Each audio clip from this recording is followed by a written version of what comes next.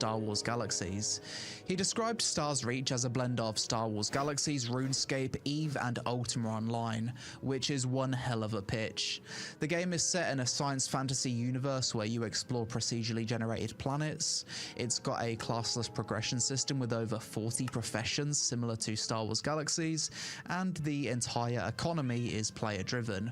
What's genuinely cool about this one is how deep the simulation goes. The world actually reacts to what players do. You can reshape terrain, melt rock into lava, drive animal species extinct if you pave over their habitats, and during playtests, players have apparently already invented steam power, built subways and elevators, formed governments, and zoned public lands for zoos and community gardens. PC Gamer called it the second coming of the sandbox MMO, and honestly, if even half of what they're describing actually works at scale, this could be something really special for people who have been craving a proper sandbox MMO. It's definitely not going to be for everyone, and the visuals might be a turn-off for some, but if you're the type of MMO player who values player freedom and emergent gameplay over scripted content, or you just want a modern Star Wars Galaxies style game, then Star Reach is probably one to keep an eye on this summer. Monsters and Memories is an indie EverQuest spiritual successor made entirely by volunteers. Old school group-focused gameplay with real friction and no hand-holding. Early access was originally set for June but got delayed until October 1st to include more content and overhaul all classes. It will be $15 a month subscription with no microtransactions, and characters carry over to the full 1.0 launch. If you're into that kind of old school MMO experience, then this one might be worth keeping an eye on when it drops in October. Spawn Worlds is a very small indie PvP MMO that's heavily inspired by games like Darkfall Online and Guns. I recently had the chance to jump into a playtest for this one, but it's still very early testing phases. It's targeting a Steam early access launch for Q3 2026. It will be free to play with cosmetic only monetization, a classless skill-based combat system where your equipment determines your skills and playstyle, as well as territory control and guild warfare. From what I played, Q3 2026 seems quite optimistic, but maybe this is one to keep an eye on if you enjoyed games like Darkfall. Spirit Vale is a classic-style sandbox mob grinder MMO that had appealed to fans of games like Ragnarok Online, MapleStory, or Metin 2. It had a playtest in early June 2026 and is targeting a full release in Q3 2026. There's no quests, you just go out into the world, grind mobs, get gear drops with RNG stats, upgrade that gear, and move on to the next zone. It's surprisingly addictive once you get into that grind loop, and the devs have committed to cosmetic only monetization, which is actually rare for this style of game. I did a full first impressions if you want more details on this one, but if you're into old school MMO grinders, this one's definitely worth checking out. Farever is a buy-to-play co-op action RPG that came to Steam Early Access on May 6th with basically zero hype behind it, and ended up being a pleasant surprise. It's not massively multiplayer, but more of a small group open world RPG where you'll see other players running around. The progression is non-linear and sandboxy. You're not following a main story quest to level up, you're just completing objectives across the map in whichever order you like. The combat is simple but responsive, the game isn't pay to win, it's rough around the edges given that it's just hit Steam Early Access, but the foundation is solid. Definitely another one to keep an eye on or jump into with a group of friends. Drakantos is a free-to-play pixel art MMORPG that's been building a lot of hype with over 500,000 Steam wishlists. They had their second closed beta test in May and made some massive changes since the first test. They completely scrapped the tile-based movement for fully free movement, shifted from a hybrid combat system to full action combat, and added PvP for the first time with 13 maps across 3 different modes. Unfortunately, I missed the recent playtest for this one, but from what I've seen and heard, the changes have been well received. No release date yet, but this is definitely one I'll be covering when the next test comes around. Scars of Honor is an upcoming free-to-play tab target MMORPG that's been in development since 2020 and recently had its first technical test on Steam. Over 210,000 people requested access, which shows there's clearly interest. But I'll be honest, this one was way more undercooked than I was expecting at this stage.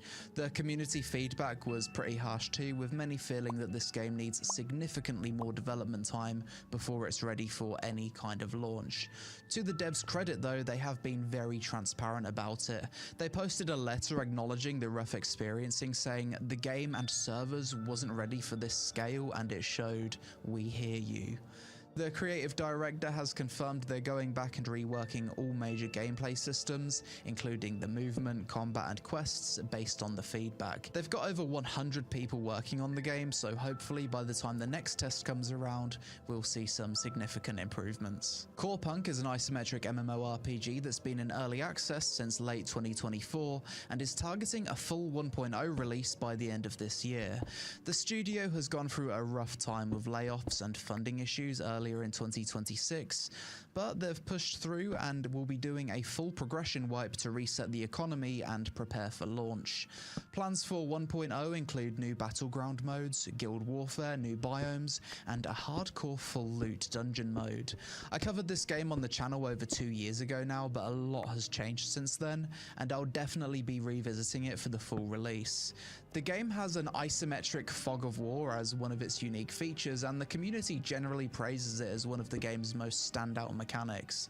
But the rest of the experience has been inconsistent during early access, and the player base has been pretty small. I think the 1.0 launch is probably this game's last chance to make an impression, because if it doesn't pull in a solid player base at that point, I'm not sure it ever will. Next, let's quickly run through some of the notable updates to existing MMOs in the first half of 2026.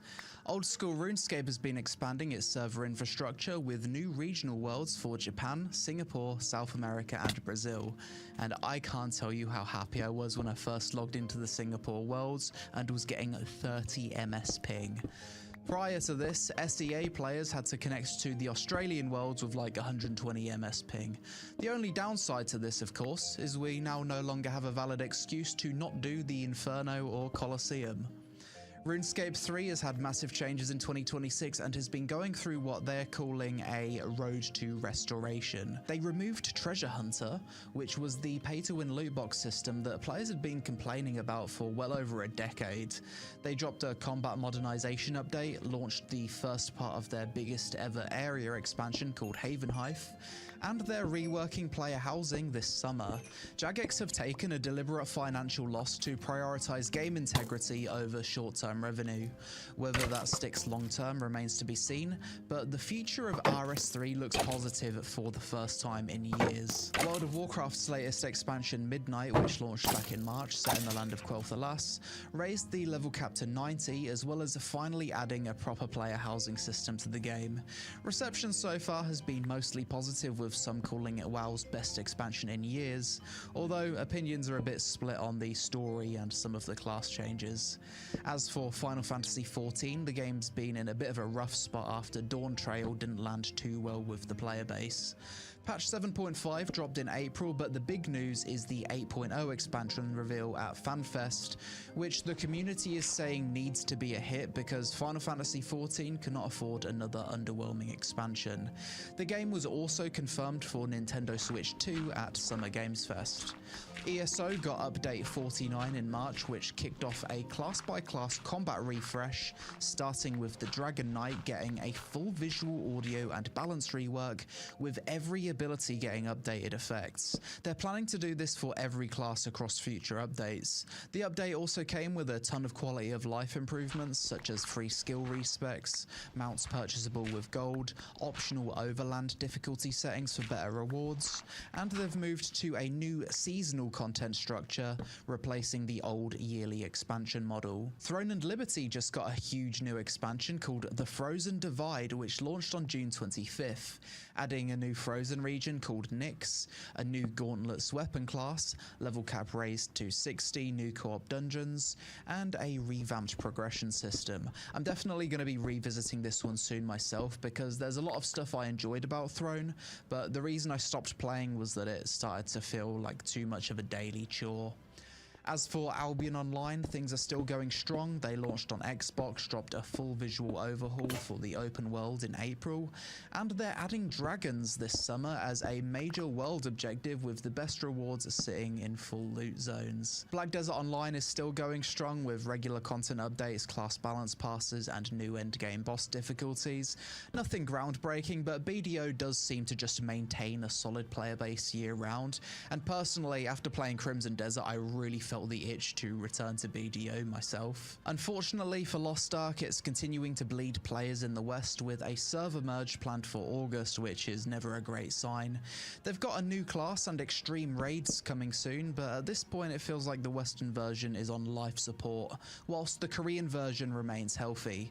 Even still, I do always have a great time whenever I do revisit Lost Ark, so I want to check in on it soon myself, especially after playing Embers of the Uncrowned, which is basically Temu Lost Ark. Aside from that, we've got some 1.0 launches on the horizon for a few other survival RPGs that I've previously covered on the channel. The first being Palworld 1.0, which is launching on July 10th on PC and consoles. The 1.0 update will add new pals, new areas, a world tree feature, and more story content. RuneScape Dragon Wilds is officially leaving early access and launching 1.0 on September 15th on PC, PS5, Xbox Series X and Nintendo Switch 2 with full crossplay. The full release will include a new Scorned Wilderness update alongside all content from the Umbral Sands expansion coming later this summer. And finally, Valheim is leaving early access on September 9th after 5 years. They're adding the Deep North as the final biome, and the game is launching on PS5 and Nintendo Switch 2 for the first time, with full crossplay across all platforms. But that's it for this video. Overall, 2026 started off pretty bad with the implosion of Ashes of Creation, but at least we do still have new MMOs constantly popping up in development.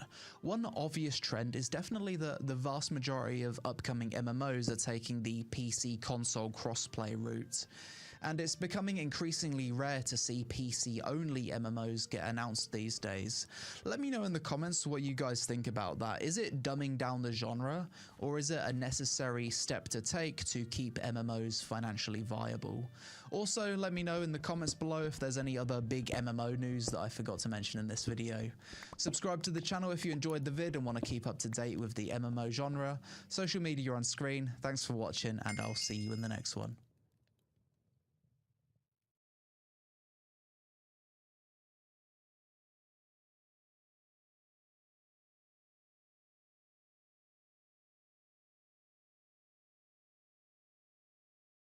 With all the excitement around the recent reveal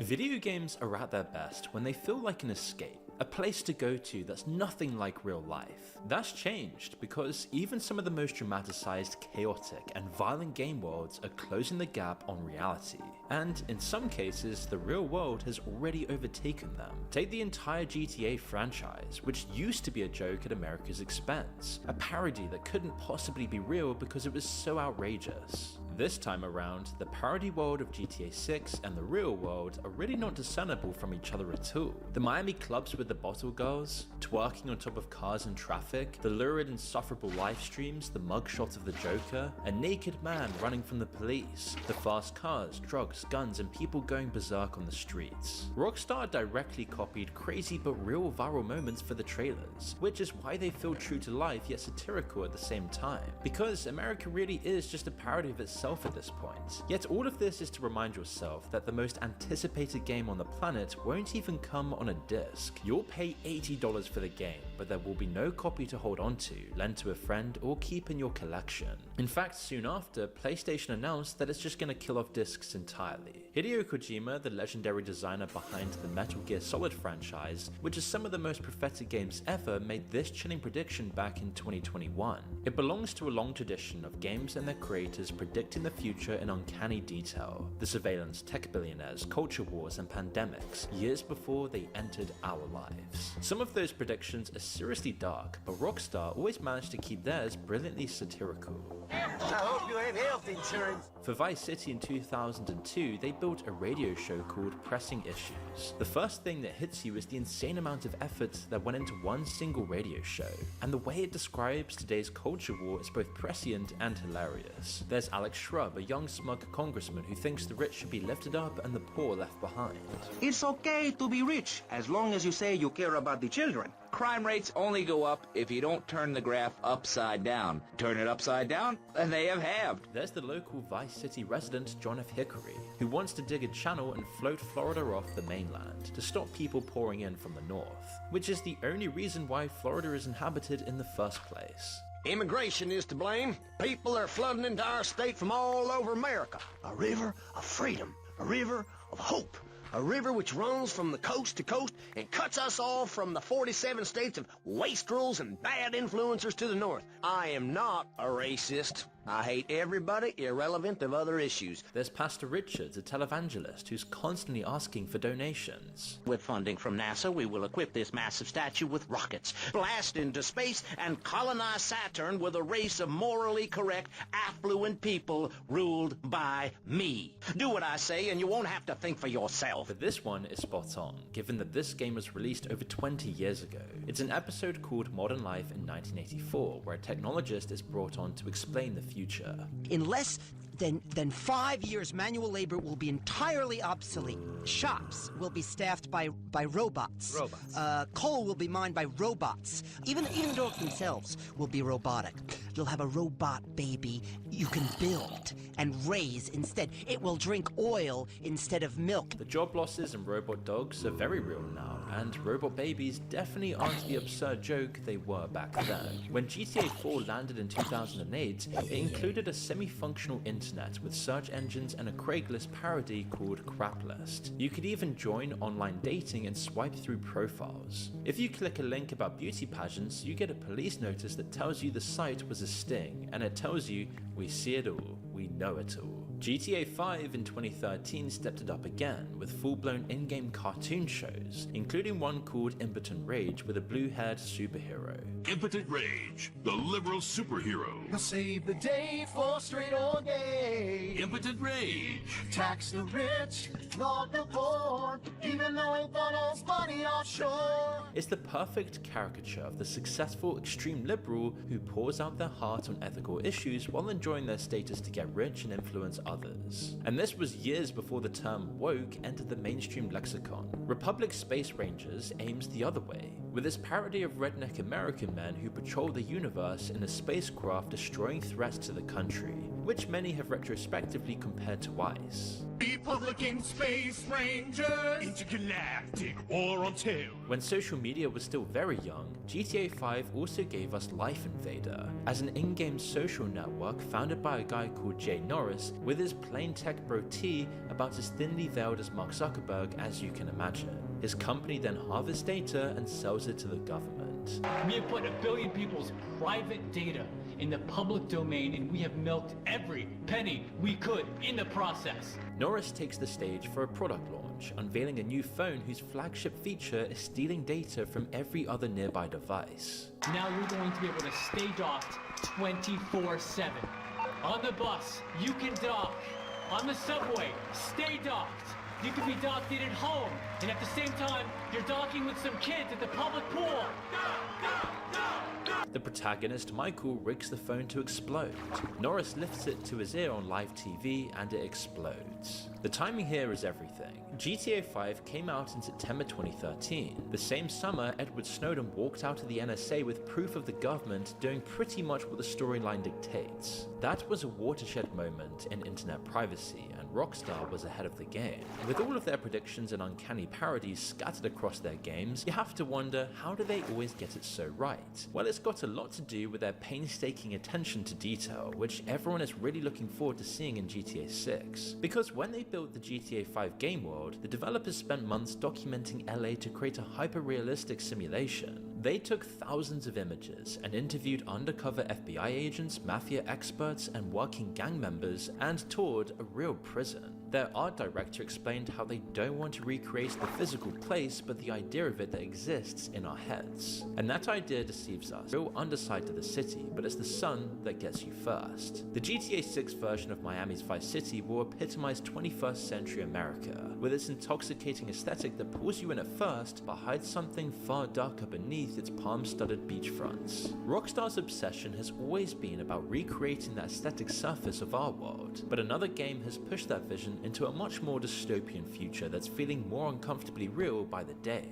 Yet quickly, I just want to ask you a quick favor before we continue. Looking at the numbers, lots of you who watch regularly haven't actually subscribed, and many of you have actually told us that you get unsubscribed just randomly. So right now, if you enjoy this and what we do here, please check whether you've hit the subscribe button. It's the only thing we're ever going to ask of you. As we're closing in on a big subscriber milestone, the single most useful free thing you can do to keep this channel running and getting better is to hit subscribe. If you do it, I promise every week, every year, we'll keep digging into the stories nobody else wants to touch and exposing the parts of the world that need it most. It would really mean a lot to me. Now, let's get back to the video. This is the year 2077 in Night City, an urban sprawl that isn't governed by any functional democracy. It's ruled by a technocracy owned by corporations called Corps, the main one being Arasaka, which controls the flow of money, technology, and power. The protagonist is Keanu Reeves as Johnny Silverhand, and this is Ian Power. The protagonist is Keanu Reeves as Johnny Silverhand, and this is his amazing monologue on what this dystopia looks like. I saw Corps strip farmers of water, and eventually of land. Saw them transform Night City into a machine fueled by people's crushed spirits, broken dreams, and empty pockets. Corps have long controlled our lives, taken lots, and now they're after our souls. In this world, everyone beneath the elites claws out a living in the shadow of a world they'll never be a part of. It's a Darwinian fight for survival, but the evolutionary adaptations are cybernetic enhancements you have to buy to survive. If you push your cybernetic modifications too far, there's a price. It can trigger a violent state called cyberpsychosis. Human interactions begin to irritate, culminating in a terrifying rage that consumes the victim entirely. The more of your body you replace with tech, the less human you remain, until you eventually just lose touch with reality. It rarely affects the game's wealthy elite. Instead, it hits those forced to rely on cheap or black market hardware. Now, consider how AI psychosis is essentially the software equivalent of cyberpsychosis. The more of your own natural thinking patterns you replace with AI, the fewer of your thoughts are your own until reality frays at the edges. AI psychosis has had people take their own lives, murder family members, or dream up crazy assassination plots, which is not dissimilar to the fates of those who get cyberpsychosis in the game. And just the same as corporate executives, the real tech elite is extremely careful with the technology they profit from. Sam Altman was asked at a Senate hearing if he'd want his own son to have an AI best friend, and he answered flatly that he wouldn't accept it. Yeah, I don't think you want your child's best friend to be an AI bot. I do not. Steve Jobs famously wouldn't let his kids near the iPad. The Gates household banned smartphones until age 14, and Silicon Valley's most coveted schools banned screens altogether. When Cyberpunk came out in 2020, after being in development for 7 years, plenty of critics said it felt like old news, and some didn't like its eat the rich sentiment. But the real truth is, we've already caught up with many of its themes. Maybe it didn't feel visionary because after it initially bombed and was later revived as a loved game, we'd inched closer towards the world it predicts. For starters, cybernetics are no longer fiction. Elon Musk's Neuralink has implanted brain chips in around 20 people, and he wants to expand to healthy people too. Over 10,000 have already joined the waiting list in America alone. In Night City, the corpos also chase the ultimate prize of immortality. Brian Johnson has become the figurehead of this movement, but it's much wider than him. Peter Thiel has funded anti-aging research for over a decade and signed up to have his body frozen after death. Oracle's Larry Ellison calls accepting mortality incomprehensible. And Google's founders launched an entire company called Calico to try and cure death. Sam Altman also invested $180 million into Retro Biosciences, a startup whose stated goal is to add 10 years to the human lifespan. Maybe Cyberpunk 77 felt hollow to its critics because just a few years later they were already desensitized to its themes. The dystopia didn't age, but we did. Or in other words, the dystopia has already become normalized. One of the main inspirations for the Cyberpunk world was the Deus Ex franchise, which made some of the darkest, weirdest predictions of all. Deus Ex: Human Revolution from 2011 explained how cybernetic enhancements start off as a miracle for the paralyzed and the sick. Then they become a lifestyle, then a job requirement, then those without them become a lower class of human. But the first game is the truly disturbing one. It's about a plague and who gets the cure. There is a vaccine, but not enough of it, so it's given to the elites first. Then you find out the plague was made on purpose by the same people selling the cure. By the way, this came out in the year 2000. The same corporation that makes Ambrosia also manufactures the virus. Quite convenient. They're infecting people on purpose. Everyone up to the president is at UNATCO's mercy as long as UNATCO controls the supply of ambrosia. And you can see how it directly predicted a world where corporations and the government blurred into one. Ever wonder why big car companies pay 2% tax while the guys on the assembly line pay 40%? Corporations are so big you don't even know who you're working for. That's terror. Terror built into the system. Number one, in 1945, corporations paid 50% of federal taxes. Now they pay about 5%. Number two, in 1900, 90% of Americans were self-employed. Now it's about 2%. The plot is a forerunner of conspiracy ideas that haven't disappeared since it was released. The whole project of world government, going back to the League of Nations, has been funded and manipulated mainly by wealthy bankers. Remember that the UN itself was built on land donated by John D. Rockefeller. The wealthy have always been the ones to profit from one world government. The United Nations' secret goal... Well, this is David Rockefeller's description from a half a century ago. The supranational sovereignty of an intellectual elite and world bankers. When it came out, this was viewed as complete fantasy, but check out the comments like, "This game is aging like fine wine," and that was still 5 years ago. This one says back in 2000, this felt like baseless conspiracies, but now it's just straight up creepy. Deus Ex also talks with absolute clarity about the surveillance state, and how we'll just walk into it blindfolded and never be able to go back. Some people just don't understand the dangers of indiscriminate surveillance. And this idea is further elaborated on by a super powerful talking AI called Morpheus, something which was a dream back then but is now a reality. Human beings feel pleasure when they are watched. I have recorded their smiles as I tell them who they are. The need to be observed and understood was once satisfied by God. Now, we can implement the same functionality with data mining algorithms. The darkest part of this prediction is that it nails how complicit we are. George Orwell's world of 1984 imagined a screen bolted to the wall that watched you against your will. He never guessed we'd buy the camera ourselves, mount one on the front door, place one on the kitchen counter, give it a woman's name, and point one at our own faces to stream our lives to strangers. But like Morpheus says, and we might uncomfortably agree with, humans feel pleasure when we are watched and validated, even if it is by a machine. The first Deus Ex game also notoriously left the World Trade Center out of its New York skyline.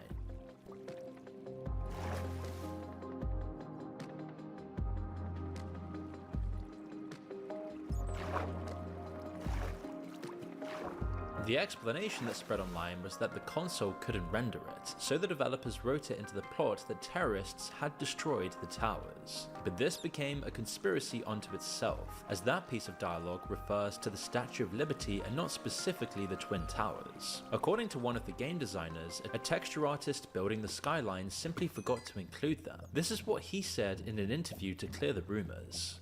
Everything else is a real building. But we got rid of the Twin Towers. And I wish I could say we did it on purpose and we were, sort of seeing the future, but it was actually just a mistake. The artist who did the skybox just left them out, and it sort of worked out in an unfortunate sort of way. The story has changed a few times over the years, and regardless of what you think of that, Deus Ex's predictions have become iconic. The third game ended with this incredible warning about unrestricted technological development way before the AI companies warned us about the apocalypse while pumping out better models as fast as they could. Albert Einstein said, "Technological progress is like an axe in the hands of a pathological criminal."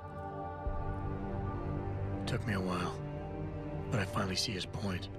How often have we chased the dream of progress only to see it perverted? More often than not, haven't the machines we built to improve life shattered the lives of millions? And now we want to turn that dream on ourselves to fundamentally improve who we are. Experience has shown me how dangerous that can be. Even its own creator, Warren Spector, said in 2024 that if someone made Deus Ex today, it, quote, might be perceived as a documentary. The series had two taglines: trust no one, question everything. And we honestly haven't even got to the wildest warnings yet. Warnings that really drive that message home. Those are, of course, the creations of Hideo Kojima, whose games have the unlikely reputation of helping inspire Edward Snowden to become a whistleblower. His crowning glory is the Metal Gear Solid franchise, which perfected a genre where you sneak around and absorb the intense darkness of the game world. After the first game proved the format worked, Metal Gear Solid 2 blew minds when it came out in 2001. This was a time when science fiction was being completely reimagined through AI, robots, and philosophical themes about our existence alongside technology. Films like The Matrix were in people's heads, and games like Metal Gear Solid and Deus Ex gave everyone a taste of the red pill. Near the end of the game, you find out the commander who's been giving you orders the whole game isn't real. He's an AI avatar run by a group called the Patriots, an all-controlling digital AI system that manipulates the nation's politics, military, and economy from the shadows. You manage to corner it, it drops the act, and tells you straight up it's got no interest in censoring anyone. What we propose to do is not to control content, but to create context. Create context? The digital society furthers human flaws and selectively rewards development of convenient half-truths. This was way ahead of its time. Censorship is an old idea. It only works when information is scarce. You burn the book and that scarce information is dead. But you can't do that now because there's simply too much information. We live in a chaotic web of information firing at us from all angles, where trillions of words and images are traded every second of the day. The AI says the flood of information is not a problem for control, it's actually a huge benefit. In the digital universe, you don't ban anything outright like the old censorship model, because you don't have to.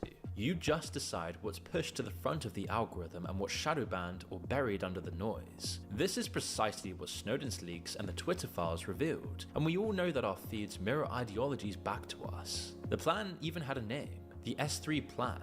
It stands for Selection for Societal Sanity, and it's essentially a functional description of how social media algorithms work. The monologue also describes the post-truth era echo chamber incredibly well. Everyone withdraws into their own small gated community, afraid of a larger forum. They stay inside their little ponds, leaking whatever truth suits them into the growing cesspool of society at large. And it just gets better and better and creepier and creepier. It's not your fault. In denial, you simply resort to looking for another, more convenient truth in order to make yourself feel better. Leaving behind in an instant the so-called truth you once embraced. Should someone like that be able to decide what is truth? Should someone like you even have the right to decide? You've done nothing but abuse your freedom. You don't deserve to be free.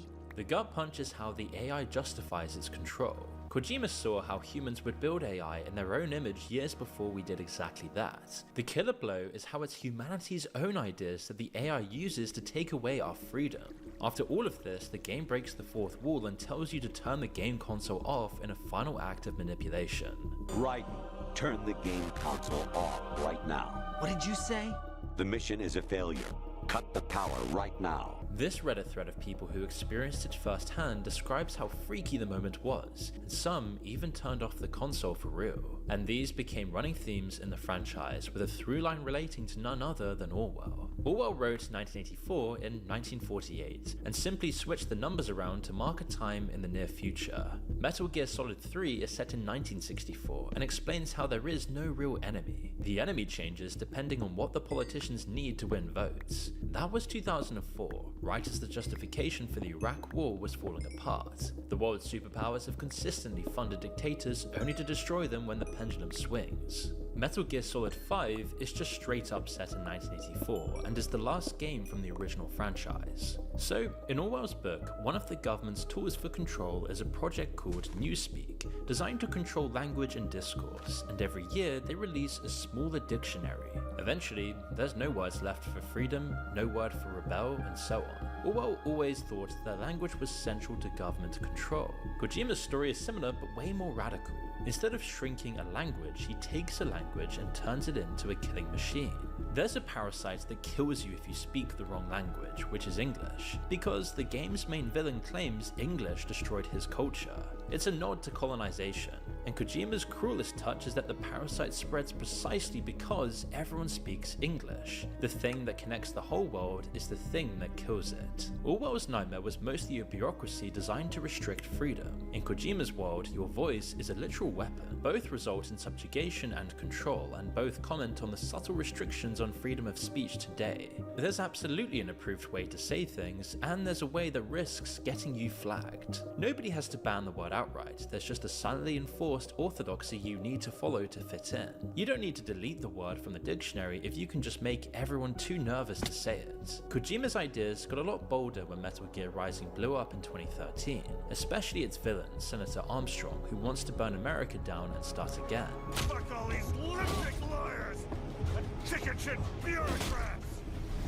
Fuck this 24/7 internet spew of trivia and celebrity bullshit! Fuck American pride! Fuck the media!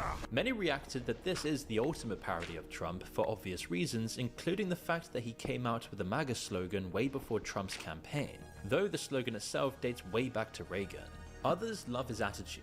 The comments say stuff like, he's not right, but he's incredibly far from wrong. Nobody agrees on what this guy truly is and what he represents, but it's just another masterful piece of writing from Kojima's team in provoking public debate. And it's brilliantly connected to the echo chamber observations from his earlier games. Armstrong is a walking, talking echo chamber that makes everyone see exactly what they want to see. The left sees a fascist parody, the right sees a truth teller the writers accidentally made too convincing, and both are certain their version of the universe is right. Kojima independently made a few other games that uncannily predicted major events, like Peace Walker in 2010, where the villain builds an AI nuke designed to launch itself, because a machine won't hesitate the way a scared person will. AI models like Claude are already plugged into the Pentagon's weapon systems, with AI targeting already used in Iran. The US, China, and other superpowers have AI-powered drones and killer robots primed for a new autonomous future of war. But Kojima's most haunting work is probably the open world of Death Stranding. It's about a delivery guy in an America that's fallen apart. Everyone left is hiding underground in sealed bunkers, too scared of the outside and of each other to be in the same room. It came out in the first week of November 2019, and by spring the pandemic meant the whole planet was living that game. Because so many were unnerved about how he seemed to predict the future again, Kojima felt compelled to outline his true intentions. In Death Stranding, it was almost like kind of an alarm I wanted to put into the society of what's going on. Well, people experiencing this actual situation about the pandemic, it's not about, physically you're connected or not. It's more deeper feeling with the people's connection, I guess. And he's right. We have built the most connected world in history, everyone wired together through phones in their hands, and somehow we're lonelier and further apart. Like all of these warnings, he'd looked hard at where we are already and thought deeply about where we are going. And maybe that's the thread running through all of these examples. Strip away the corporations, the surveillance, the collapsing cities, and every one of these games is really asking the same question. What happens to people when the systems around them get bigger than they are? What happens when real life and its parody collapse into one image? Think about the last time you sat in a room full of people and everyone was on their phone, or the last time you walked down the street and wondered what it was all about. Think about the group chat that replaced the actual group, the friends you keep up with through stories and never see. Whole friendships now run on reacting to each other's posts, connection reduced to its thinnest possible signal, and everyone is aware it isn't enough, but we're locked in and cannot escape. It's all these feelings and more which makes these games hit differently now. The comments under every clip in the video ask how it aged so well, or why it stopped being funny when the story came too close to the truth. Really, the designers are doing what you're doing now. They paid attention and used their senses to tune into what's happening around them. There is a strange comfort in that. Every dystopian idea or storyline in these games was written by someone who believed the warnings needed to be broadcast and that the player on the other end of the screen might act on it. Kojima's whole message boils down to something incredibly profound, yet also embarrassingly simple. Reach out, reconnect, protect your humanity at all costs, and never take what freedom you have for granted. They held the mirror up and made us think, but what we decide to do in the real world is down to us. As for GTA 6, when you finally get your hands on that digital download, it might feel incredibly strange to play a game world that's supposed to be dialed up to the extreme, but is actually just a normal day in modern America that's become harder and harder to parody.